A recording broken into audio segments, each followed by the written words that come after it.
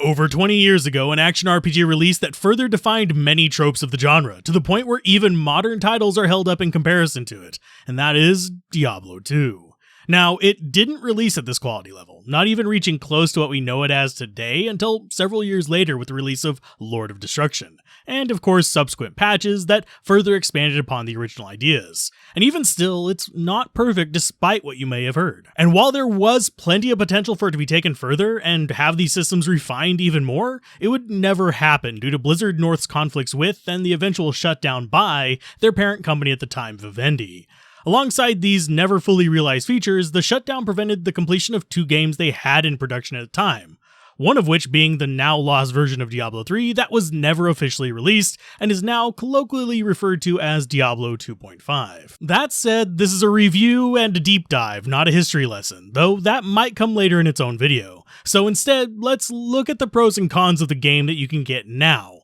what features shine, which ones feel unfinished, and even the ones that hold the game back to this day. And while there are differences between Resurrected and the classic Lord of Destruction, most of these carry to both of these up to the point whenever you start diving into the deep weeds of the mechanics, or get into the specifics of non-keyboard and mouse controls, and maybe even some very specific items, but that changes season to season in Resurrected and is fixed in Lord of Destruction. Now, starting with the world and story, it carries many nods back to the original game, even from the beginning, with rogues being available as mercenaries, and even encountering the corrupted version of the rogue you played as in the original game in the depths of Tristram in the form of, well, Bloodraven, and including other characters further in. With the sorcerer appearing in the second act in the form of the corrupted sorcerer, and the warrior reappearing as none other than Diablo himself, consumed by the soulstone he takes on during the canon ending of the first game. And overall, it works fairly well. It's a bit less gritty than Diablo 1, less horror-driven, but much wider and better at establishing the lore of the world as a whole,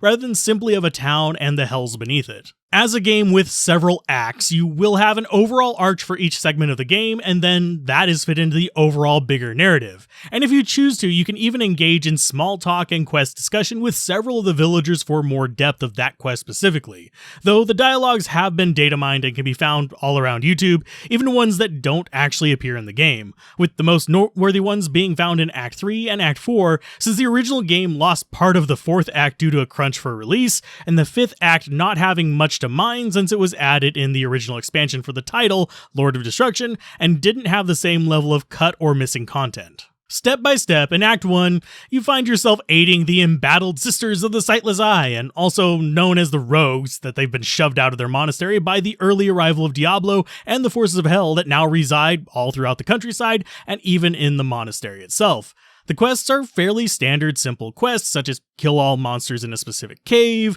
find certain bosses and vanquish them in their zones, and retrieve lost items, even at one point rescuing the sage Cain from the remains of Tristram itself through a slightly more complex quest that has you fetching scrolls and getting translations. Though ultimately, as you travel the zones, you will end up at the act boss Andariel, a lesser evil, but still a fun first fight that can cause some struggle, but they do give you hints as to her weaknesses if you listen to dialogue. The other acts mostly follow a similar formula for the quest, usually several simple ones and a single more complex one that then culminate in an encounter with an act boss that unlocks the path to the next zone and gives you enjoyable cinematics as part of the transition. Act 2 does this by giving you the story of Lutgolain, where corruption and murder has spread throughout this desert region, and a mystery in the palace drives a lot of the intrigue. Along the way, the complex quests lead you along the way of gathering parts of the Herodric staff, and they do make a good play of having the trigger of this spawning in what seems like a normal kill of a mini-boss quest in the sewers, though people often miss it because it's the item that triggers it is found in a treasure chest next to said mini-boss,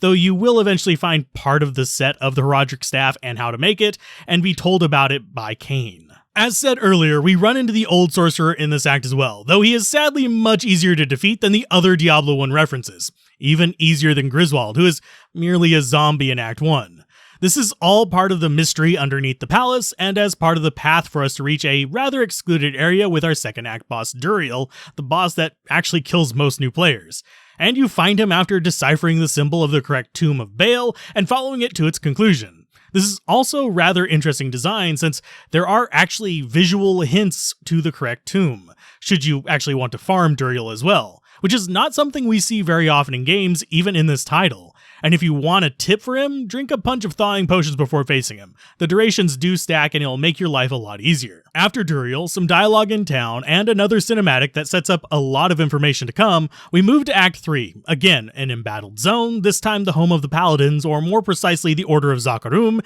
in the town of Kurast. This act is actually hated by a lot of players thanks to convoluted jungle paths that can confuse new players, but the story is fairly standard and fairly similar to Act 2 in that you spend a good chunk of it assembling an ancient artifact, but do get distracted by various side quests that get your first introduction to things like the assassins through Natalia and a transient character that sadly never developed much further. The story through this act has you fighting first through those corrupted forests, about halfway through shifting to dealing with the corrupted paladins of Zakarum as they have been tainted by a greater evil. This is because the end of Act 3 is your first encounter with such a greater evil though. Mephisto, Lord of Hatred, and a character that will, later on, become a cornerstone of the story arc of Diablo 4. This death is also the first time the transition is by the boss of the act rather than in town, so be sure to take that red portal or you'll have to find your way down to him again, and I've seen plenty of new players get stuck on this. I'm not sure it was the best design, but it does get figured out eventually. Now, while each of the acts have their own pros and cons, with Act 1 being good but a bit too simple, Acts 2 and 3 having assembled a MacGuffin and some odd pacing issues but overall enjoyable too,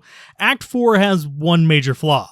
It's half an act, and had most of its story stripped. You're simply there to destroy the Soul Stones and kill Diablo himself, with the only side quest outside of that having to deal with killing a rogue angel in the form of Iswal. So it is a short, uneventful act, which is unfortunate. Cut dialogue makes it seem like some kind of time anomaly was planned due to the NPCs having both old and young versions in the game files, but we will never know as they are simple, non-story bits of content. And the whole act suffers from a similar feel, as it was never rectified even with the expansion, so we'll never know what was planned.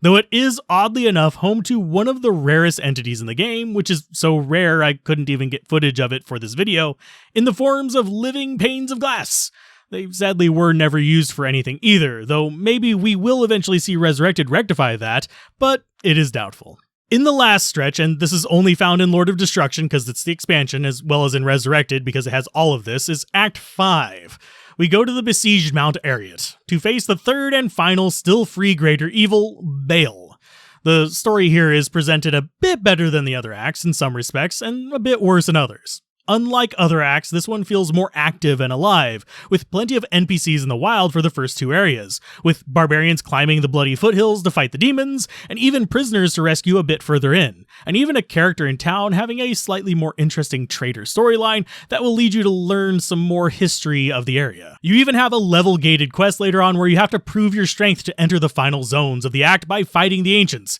a group of powerful barbarians that guard the mountain, and were ultimately betrayed by the person we mentioned earlier. As you descend, you end up fighting Baal, and due to his corrupting influence on the World Stone, Tyrael decides to destroy it, which sets up a number of story beats in future games. We don't learn too much about the World Stone itself, sadly, during Diablo 2, but it is explained in supplementary stories much better, like books and other games, and its influence becomes clearer in the future games as well. As with most Diablo games, there are plenty of loose ends that are just left floating around in Diablo 2. This leaves room for sequels and speculation, but also the development priorities of Diablo games have never been the world building, so some was left out due to the focus being on the gameplay and mostly rounded out in books and such that are supplementary to the actual games. That said, Diablo 2's gameplay was good for its time, and furthered by the expansion and its subsequent patches by improving the itemization system greatly compared to the original, and unlocking much more diverse build opportunities than were available beforehand, not to mention much more quality of life features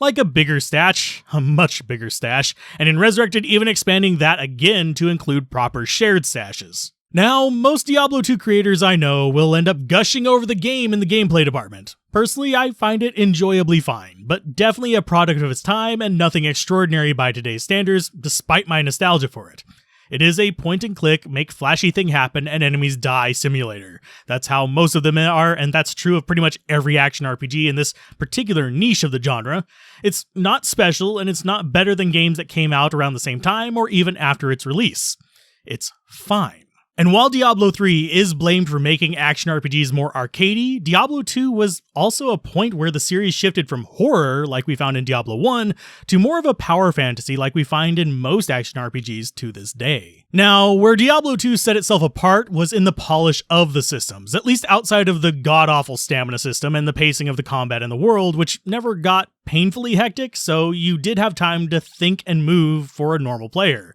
but also wasn't quite as ponderous as the original game, with its only rivals for gameplay being titles like Nox, which took it to an entirely different level, and to a lesser extent more exploratory titles like Throne of Darkness that asked what would happen if Diablo had a party of samurais instead of a single character. But these games, while competitive on that polish, had abandoned the other hand of the Diablo formula: loot, or more precisely itemization. Even in the base game, Diablo 2 had interesting itemization, with gems to socket in your gear or craft with, rare and magic items that were the most sought after in the endgame at the time, and even some fun uniques and set items, though those were sadly limited to the normal difficulty items and dropped off in the endgame, though that would change drastically with Lord of Destruction. This is because the expansion would bring in not only a new act, but also a massive expansion of itemization that makes it what we know it is today, with runes and the rune words that could be made by combining them, not to mention nightmare and hell difficulty uniques and set items,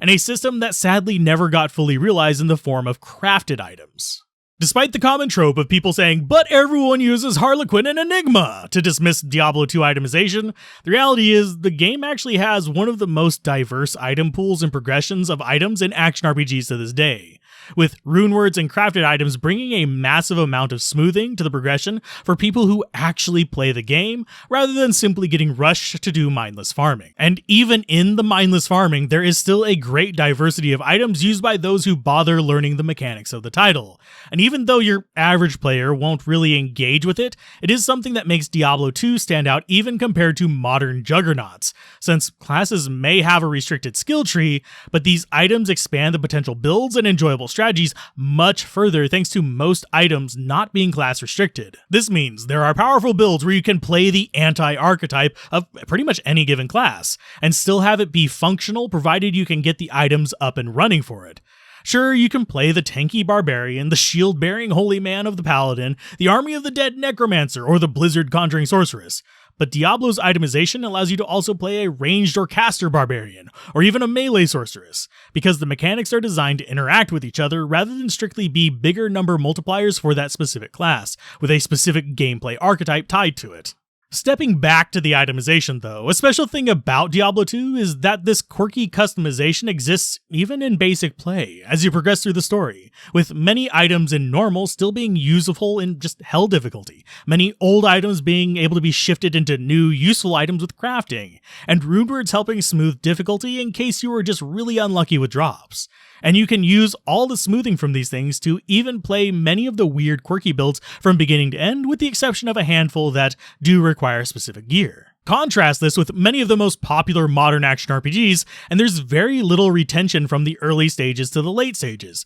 There's an emphasis on more meta cycling and playing specific archetypes and insular classes or skill mechanics, with only a few exceptions. And this is one reason why itemization is talked about so much more in Diablo 2 when talking about its longevity. It also avoids probably the biggest cardinal sin in crafting design, which is junk piling, where you just use a bunch of wood or metal and combine it into one thing you want, rather than combining item into item. This is because Diablo 2 functions on a useful into useful system, where a sword can be made into a better sword rather than simply salvaging X, Y, and Z part from an item until you have 12 of this and 30 of that to make the thing you want. Now, this is not to say it's perfect. Some of the rune words are overpowered, so are many uniques. Many of them are also underpowered, especially if you know the mechanics. And even some of the mechanics are inconsistent. Just look at the deep dives into Vengeance and Berserk we did, and you'd start to see it creeping through. Then there's the crafting system, which does have some perks and a handful of really useful options, but never really ended up getting fully realized for the title, since the system could have been taken much further than it was, and could still be used to introduce another layer of options for players by modders, or even the devs of Resurrected if they wanted. But they haven't yet, so I can't really give credit for could-have-beens. This compounded with the fact that crafting is pretty much not explained at all in-game, and rune words are barely mentioned except for a small part in Act 5 through a specific quest, with no hints as to how to combine the runes into any word other than Ancient's Pledge. It ends up making this a very wickified game, where to do these things, you sadly have to know to look them up, which is a major negative of the title and something newer games have done much better jobs with, though with the prevalence of wikis now, some do still fall flat in this regard. As far as the balancing of the game, this is actually not as bad as some guides would lead you to believe, at least in terms of actually playing through the game. Whether doing it just through normal to get the story, or whether you plan to go through all 3 difficulties for the challenge, all the classes can do fairly effectively at getting through the game on all 3 difficulties, though with the immunities in Hell difficulty and the variants of enemies in Act 5, each class can get sort of blocked by some bad rolls or bad planning on the final difficulty, unless you don't mind running past some enemies. That said, if you're here for the story, there is no need to play all 3 difficulties, since they are all identical in just the story and experience though. So it's more of a personal challenge rather than a necessity, though I would personally recommend playing through Normal and Nightmare if you want to get the full feel for any given class, since generally the game is balanced in a manner that you will be beating Normal around the time you're just really getting your top level skills up and rolling reasonably. And even then, you won't have seen the synergies get going or get the opportunity to pick up a solid secondary skill or interesting items unless you wanted to struggle a bit more. Now, if I had to describe each of the difficulties and how you should view them, Normal is for getting your feet wet and experiencing the story. Nightmare is for enjoying and exploring skills and items and is where the game really shines. And Hell is for challenging yourself provided you don't have your character entirely geared up yet. How far you'll want to go really depends on what you want to get out of the game. For a seasoned player, normal difficulty will take just a few hours, but for most new players, it will take about 8 to 15 hours depending on how you play, with Nightmare taking a bit less because you're used to it and the pathing, and Hell taking somewhere in between the two because of immunities on enemies often hampering your progression. Now, there are ways around these immunities, but that involves diving into the weeds of mechanics or going for multiple damage types, since the item end only comes in some late game items you likely aren't going to find until after you've already beaten Hell. This changes only slightly in Resurrected versus Lord of Destruction, so it is still a problem for them both, but Hell is supposed to be the challenge mode. It would feel better if there was a proper progression method of dealing with it without skill splitting or hunting for items that you don't get until the post-game. Speaking of post-game, so it's not forgotten, Diablo 2 does not have much of one and is derided frequently for it by people who are diehard fans of the newer, more games-as-a-service focused tilt on action RPGs, which do make up a decent but not all-encompassing chunk of the subgenre. So if you are into Endless Rift, Portal, map, or world runs or the like, then this is not where you should be looking. The only post-game in this is a couple of super bosses you can fight under specific conditions, though this is due to the era when the game was made, and the current grindathon as a core gameplay loop for MMOs and mobile games hadn't quite reached the mainstream in action RPGs. Though thankfully, skill trees had probably started taking off rather than the spell books in the original Diablo game. This made the character classes much more defined and fitting of just basic diverse tropes, from the death and curse consumed necromancer to the holy fighter and heavenly magic of the paladin, and of course the elemental mastery of the sorceress, and each of the original 5 classes have these strong and distinct themes. Even the assassin has her own special theme, and that has been greatly improved with the release of Resurrected and its refinement of her mechanics. The only class that doesn't quite have its own identity is the Druid. He's a summoner that's not quite as good at it as the Necromancer due to a lack of curses. He's a caster that's not quite as good at it as the Sorceress thanks to weird casting patterns.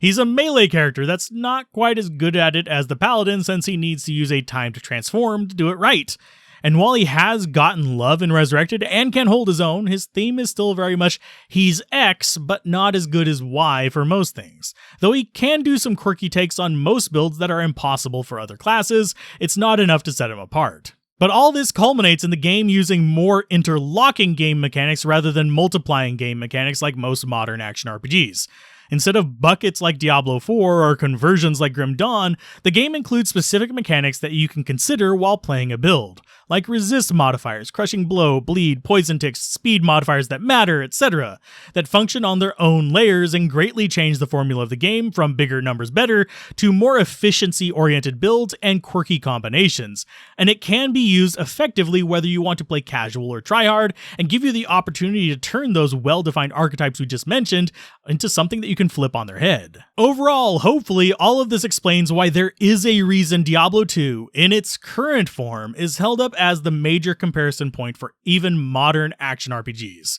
despite it lacking a lot of features people have come to expect from more power fantasy games and games as a service style games developed in the genre. Mainly because it eventually became a good game with a lot of solid ideas that made it feel distinct and advanced the design language of similar titles, and yes, it does lack some quality of life, but it's also over 20 years old. Now, is it perfect? God no. The crafting system could have been taken so much further. Runewords could have been more diversified and flexible. Uniques and set items could have been expanded and actually been given more niche at the high end and broad at the low end to create more varied chase gear. The stamina effect on travel could have been removed, the movement tech could have been far more prevalent to equalize the classes for early play, but in spite of this, the things it does poorly, it's still about 70 to 80% of the way where it needs to be, and the things it does well, very few games have been able to match. So do you agree or do you disagree? Did I view this through the nostalgia goggles? Mention it down below and talk about why, since I saved this for last since, well,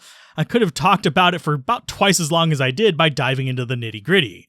Go ahead and check out the other reviews of the Diablo titles and even competing action RPGs on the channel to see how they compare, since some have features that you might really like whether you're a fan of Diablo 2 or not.